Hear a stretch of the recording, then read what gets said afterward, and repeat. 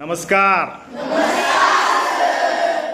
हे आहेत माध्यमिक विद्यालय चाफोडी, तालुका करवीर, जिल्हा कोल्हापूर या प्रशालेचे आमचे विद्यार्थी.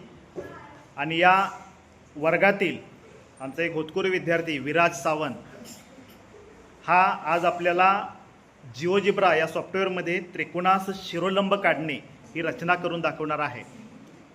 सुरू करणार विराज. स्टार्ट.